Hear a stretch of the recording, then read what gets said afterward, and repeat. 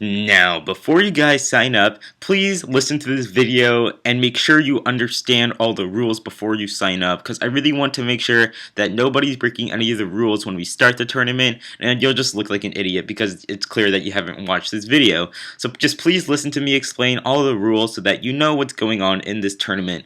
So, I'm gonna quickly go over the main rules of the tournament. So if you don't know what monotype is, monotype means all your Pokemon must share one common type.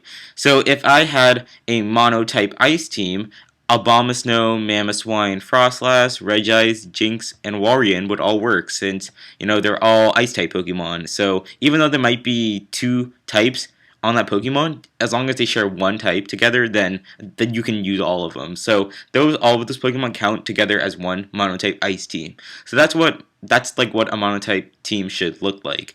Now, the second main rule is that your team tier structure has to have a limit of 2 OU and 2 UU Pokemon maximum. That means that you're not allowed to have more than 2 of them. So 2 is the limit. And I did this because I want people to be trying out other Pokemon in different tiers. I don't want, exclusively OU Pokemon in the Monotype tournament. I want people to just be trying out different Pokemon because it brings a lot of cool creativity and a lot of neat strategies and stuff like that. So that's why I did the tier structure like that. So remember, only 2 OU and 2 UU maximum. You can have as many RU and as many NU Pokemon as you want. Now the third rule is about weather, and I'm letting permanent hail and Sandstorm be allowed, so you can have Abomasnow, Hippowdon, and Tyranitar on your team. Those are fine. However, you cannot bring Politoed and Ninetales. I'm going to ban those Pokemon. And I did this because I did a lot of testing on Monotype before I started this tournament, and I pretty much figured out that Drizzle and Drought are still the most powerful weathers, even to Hail, because Hail still has problems against other types, but Drizzle and Drought is very, very hard to counter, and I think the only way to make the tournament fair is if I get rid of Drizzle and Drought. Now, granted, the Water type and Fire type are still very viable Pokemon, even without their weather, so you can still use those types, just don't use Politoed or Ninetales if you're going to use Water or Fire. However, you can still use Sunny Day and Rain Dance. I'm still allowing for those types or for those moves to be used. So, you can still use Sunny Day on a grass type team. You can still use Rain Dance on like an electric team or something like that. So those all still work. Now, the fourth rule of the tournament is that you have to battle your opponent within 1 week of the round announcement. This tournament's going to be on PO, so I want this tournament to be moving as quickly as possible. So just because on PO, you can get your matches out much more quickly. You don't have to be afraid of disconnections or anything like that. It's easy to make your team. So if you have any small changes, then just do it on PO. I'm gonna have it only PO. You're not allowed to do it on the DS because I want a log so I can actually have concrete evidence that you won the match. And the fifth rule is that you must stay with the type that you enter the tournament as, but you are free to change your Pokemon on your team as each round passes. This is because I want to give you the most ideal matchup and not, a matchup where you're at a complete disadvantage. And the only way I can do that is if I know what type you are, and you have to stick to it. Because I don't want you to keep changing types halfway through the tournament and then, I accidentally put you in a bad matchup when you originally had a good one with your old type that you stuck with. So you have to stay with one type. I'm just going to say that right there. And the sixth kind of stupid rule is that you need to save your log and send it and leave it as a comment for me. And just basically leave it for me. You can leave it to me on Skype, PM it to me on YouTube. This is just because I want to keep track of whether or not you actually won, or if both opponents just say that whoever won and it comes to an agreement, then I'll just consider that proof as well. But if you guys get into an argument, you have to make sure you have the log for the battle. So make sure you save the log when you do your battle on PO. Now, let's move on to bans really quick. So the first ban is no Ubers, which is pretty simple. Second ban is no Drizzle or Drought. Like I said before, no permanent sun, no permanent sun, no permanent rain. But you can use permanent hail and permanent sandstorm. I'm still allowing those. And the third rule is no dragon types. Now, this is a big rule. I think a lot of people might get mixed up a little bit, and I really want to make sure you guys stick to this rule. You're not allowed to have dragon types because not even the dragon types that are mixed up. Like, you can't have like a Garchomp on a dragon on like a ground monotype team, you know. And this is because dragon types are just way too powerful in monotype. I'm not gonna lie. And, you know, I could make a really complex ban like what the PO server does, but honestly, I don't really want to go there. I don't like that complex ban. So I'm just going to get rid of dragon types altogether. So just no dragon types whatsoever. You can't even pick like Altaria on a flying type team, you know, just none of that. Just don't even pick dragons. And the fourth ban is no unreleased Dream World abilities, Pokemon, or items. So this includes like Moody, Meloetta, like Slackberry, you know, all that stuff. So just be smart. You know, these are really stupid and simple bans, but you know, some people might think, oh, it's okay to use Dream World stuff, or like, oh, it's okay to use an Uber and monotypes. So just no, you're not allowed to do that.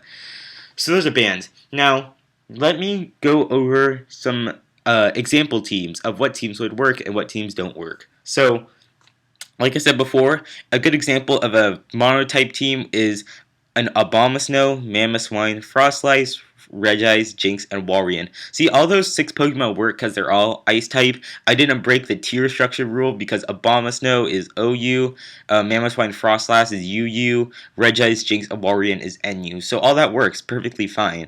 And a team that does not work as a monotype is Politoed, Melodic, Rotom-Wash, Kingdra, Jellicent, and Keldeo. Because one, this breaks the tier structure rule because Politoed, Rotom-Wash, and Jellicent are all OU. The second, it broke the rule about having Drizzle because Politoed is Drizzle and you're not allowed to have Drizzle. And it also breaks the Dream World ability ban because I have a Keldeo, and Keldeo is unreleased. Yet it's unreleased, it's not available yet, so you're not allowed to use it on your team. So that's an example of a team that just doesn't work in general. And also Kingdra's part dragon. I forgot about that. So since Kingdra's part dragon, you can't use it on your team. Simple as that. And here are some. And now let me go over some special bonuses. Now, if you feel like, you know, a little bit unconfident that you can win your first match, you're afraid of a bad matchup or something like that, because, I don't know, you don't trust me, you can try to recruit people to enter this tournament. Now, if you do get referred to by another person and you want to give that person credit, just leave that person's name when you register, and I'll reward the person that gets referrals, that gets people to come to the tournament. I'll reward them nicely. And I'm going to reward them by guaranteeing them that they're not going to face a type that they're completely weak against in the first round, and only the first round. So at least you get one matchup where, you know, it's fun, and, you know, you're not against a complete disadvantage, you know. But also, if you don't want to try to go for that advantage, you can still get referrals, and if you make it to the final 8, I'm gonna say, then I'm gonna let you have the opportunity so that, you know, you can either get a battle with me and I'll upload it to the channel. You can get a guest narration, guest opportunity on the Sock Talk. I don't know. I'm still gonna think about it, and I'm gonna post about it later once the tournament gets started, because I'm not sure if I still want to keep that rule. But anyways, that's pretty much it.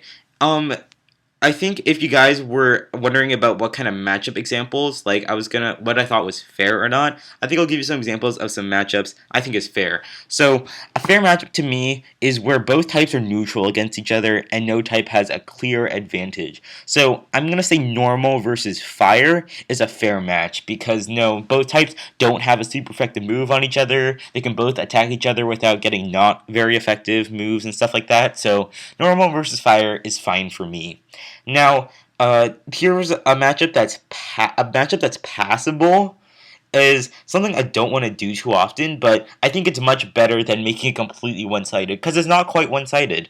And this is a matchup where both types are at a disadvantage against each other. Like, Ghost versus Normal, to me, is like, you know, it's passable, it's fair, because Ghost and Normal types both don't get their stab moves on each other, so that's pretty fair, in all honesty.